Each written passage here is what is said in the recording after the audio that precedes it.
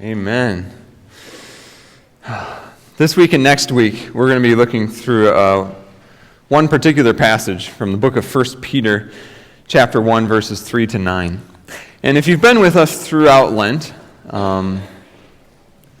this will hopefully make a little sense. If you haven't been with us, then I'll catch you up here in 2 seconds. We've been walking through, our Lent series was called The Hard Work of Worship.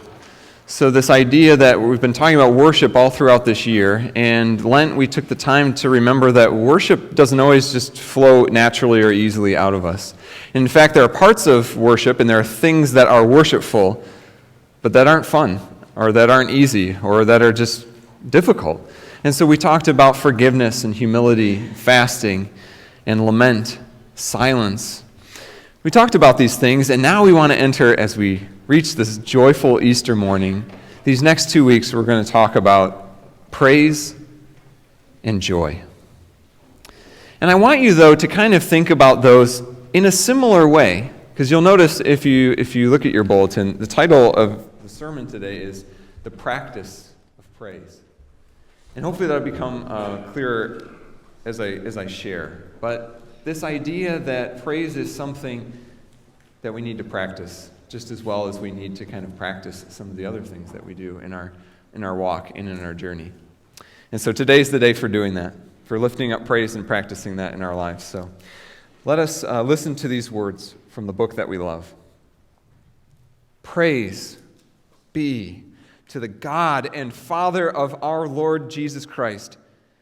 In His great mercy, He has given us new birth into a living hope through the resurrection of Jesus Christ from the dead, and into an inheritance that can never perish, spoil, or fade. This inheritance is kept in heaven for you, who through faith are shielded by God's power until the coming of the salvation that is ready to be revealed in the last time. In all this you greatly rejoice, though now for a little while you may have had to suffer grief in all kinds of trials. These have come so that the proven genuineness of your faith, of greater worth than gold, which perishes even though refined by fire, may result in praise, glory, and honor when Jesus Christ is revealed. Though you have not seen Him, you love Him. And even though you do not see Him now, you believe in Him and are filled with an inexpressible and glorious joy, for you are receiving the end result of your faith, the salvation of your souls. This is the word of the Lord. Thanks be to God. I want you to think back to the passage, Luke's passage on the resurrection that Ralph read for us earlier. I want you to imagine that moment. And I want you to put yourself in the position of the disciples. Maybe you're all sitting in a room together somewhere. And this group of women that you know and that have traveled with you and that they themselves were disciples of Jesus and followers of Him, more faithful in so many ways, they come running in and describe this scene that Ralph read. The tomb, we went there to do what, of course, we were going to do, put perfume and anoint His body and take care of it and go through the proper rituals to honor Him. But the stone was rolled away. And there were these angels. And the body wasn't there. And we didn't know what to think. And they said, He is risen. And the disciples, it says, when the women came back and told them all these things, but they did not believe the women, because their words seemed to them like nonsense. I love that word, nonsense. I don't know who decided in the English translation to choose that word, but I love it. Nonsense. It's like a word we don't even use anymore. In the Greek, the word is leiros. Leiros, and if you look in the dictionary, the word means, leiros means, that which is totally devoid of anything worthwhile. Let me say that again. That which is totally devoid of anything worthwhile. So you can translate that idle talk, nonsense, or of course, the best option, humbug. Humbug, the disciples said. But here's this phrase in 1 Peter that we just read. Praise be to the God and Father of our Lord Jesus Christ. He has given us new birth into a living hope through the resurrection of the dead. But when you're faced with resurrection for the first time, or when you're coming through, as the people in 1 Peter, as this church was that Peter was writing to, when you're coming out of a time of grief, or when things are hard, and when you're going about daily life, resurrection, it seems like nonsense. Have you ever been to a funeral, an open casket, and actually imagined what that might be like? What the disciples may have felt? Praise is not something we always feel like doing. We've talked about that throughout the past few weeks. It's not something that just happens. Sometimes, like the disciples, or like Peter in this story, you have to take a running start. Or you might think of it like a bow and arrow being pulled back and feeling the tension, or a slingshot being pulled back. And all of those things we've been talking about over the last few weeks, they're the things that provide that tension. And it's good and it's healthy, because praise, sometimes we need to back up and take this running start into it. We need to practice it because we hear it, and it should sound to us like nonsense. That's how it comes to us at first. Resurrection? Empty tomb? The disciples would have just been wrapping their minds and hearts around his death, which they didn't really understand his death either, right? And now somebody walks in and says, he wasn't there. There's an angel that says he's risen. They didn't believe at first. And Luke is clear that the women told them exactly what had happened, but humbug. Right? He died. I saw him.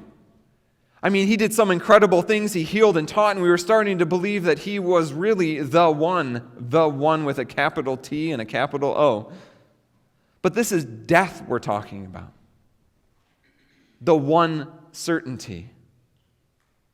God, as many Jews at this time, the disciples would have believed, as many did, that God may raise us all up, bodily resurrection at the end of all time. But now, this man, Jesus, in the midst of all of this pain, in the midst of a cross, in the midst of Roman occupation, in the midst of crisis and politics and broken homes and failure and my own doubts and my own wounds, nonsense.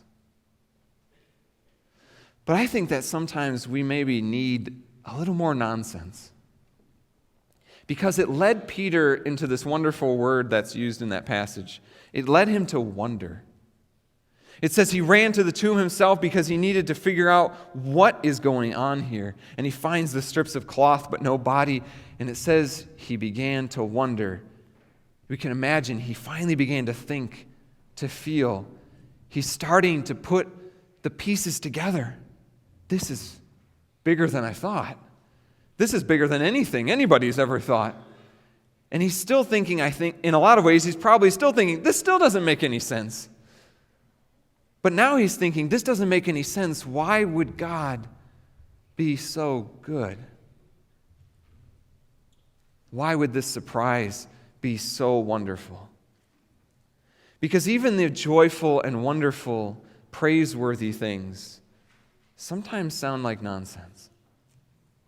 So even as the story unfolds for the people who were living it, the women, the disciples, the two guys walking along the Emmaus Road, that's the story right after this story. The same thing happens to all of them. They're all like, what? Wait, what? Explain it again? I don't get it.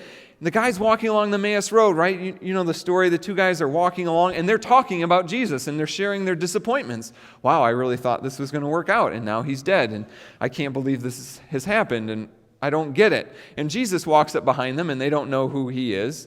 And he starts explaining it to them, and the light bulbs start going off. And then when they break bread, suddenly they get it. And you could feel throughout that whole story, the bow is being pulled back. The slingshot is being pulled back. At first it seemed like nonsense, and suddenly it ends in praise. The arrow shoots into the sky. The slingshot sends its rock right toward the mark. They needed to take this running start. See, we don't just praise, we also need these aspects of hard work to lead us into that praise. And I want to say that praise is sometimes the hard work too. We actually haven't ended our Lent series. Surprise. That's a pastor surprise on you. Because sometimes the tomb is empty, but we don't get it. Sometimes the tomb is empty, but we don't feel it. We don't feel the joy of it yet. Or maybe it's in our head, but it's not in our gut. Or it's in our gut, but it's not really in our head. In either way, we need to practice that praise. We need to take a few steps back and take a running start into praise.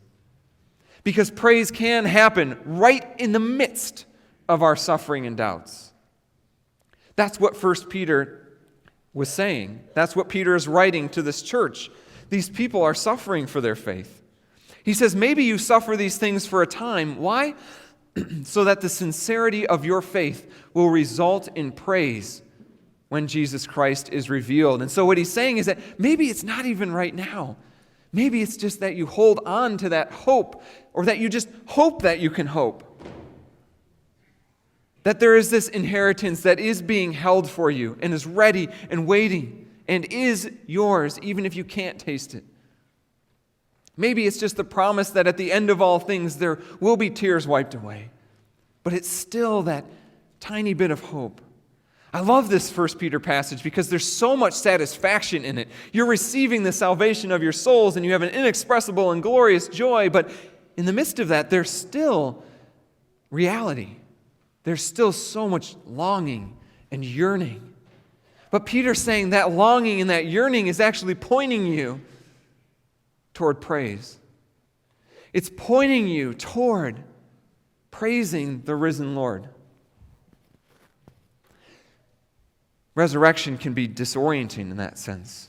We've had a taste of it. The bow is being pulled back. The archer's taking that deep breath. We know how the stories go, and the pieces may have fallen into place. Every tear will be wiped away, hills made low and valleys raised, and we yearn to see it come, and we yearn to see Jesus face to face, and so we take a running start. And we use those things that we've talked about over the last few weeks, lament and humility and fasting and silence, because those are the very things that give us speed to run toward this promise of praise and the promise of resurrection. For a time, it seemed like nonsense. But as 1 Peter says, it will result in praise. So some of you need to practice praise.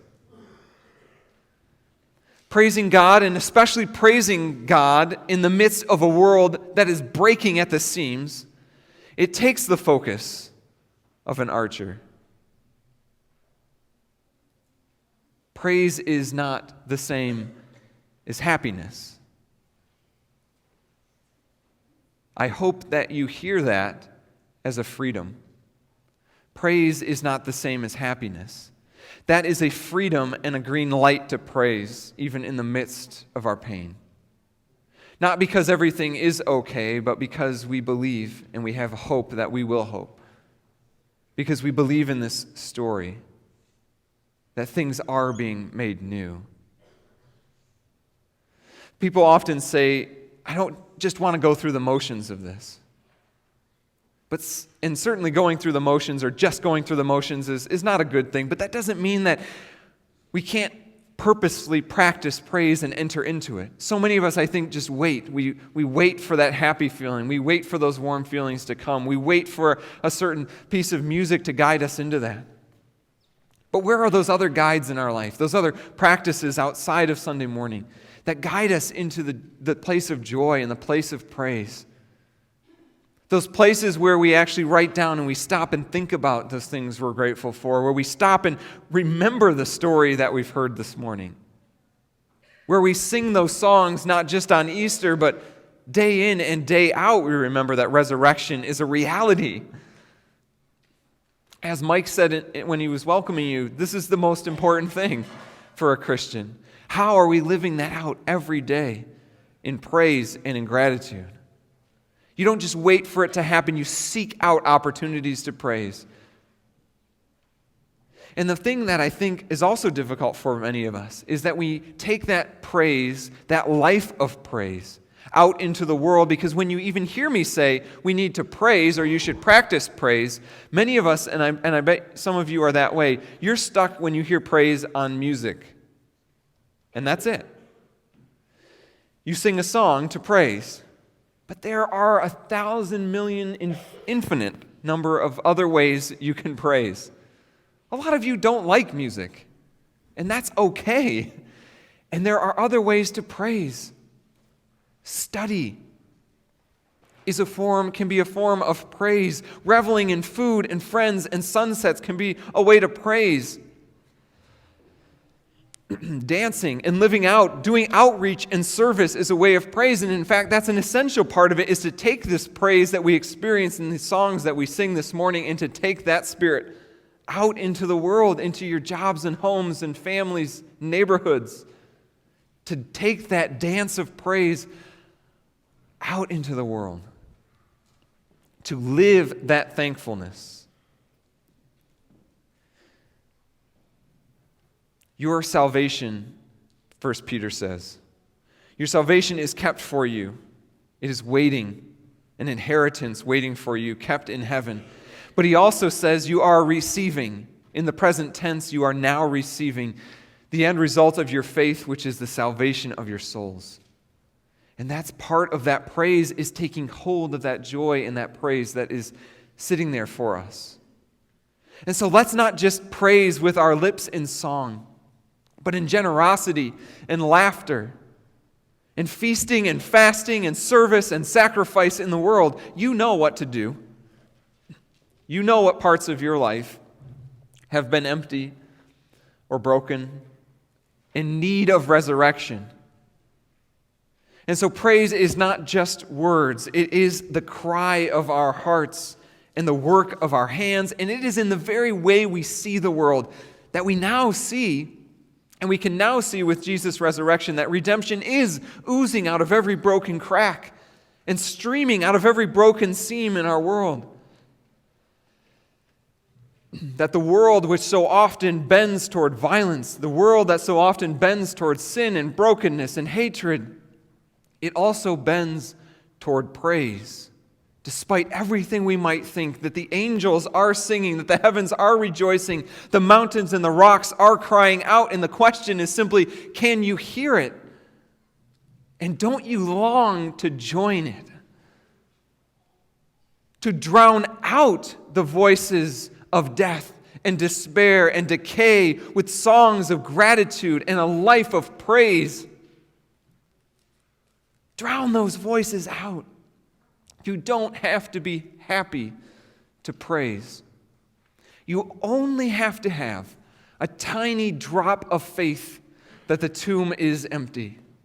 You only have to have a tiny shred of hope that we have an inheritance kept for us. You only have to have a tiny shred of belief that you are receiving the end result of your faith, the salvation of your souls. And are you looking for it?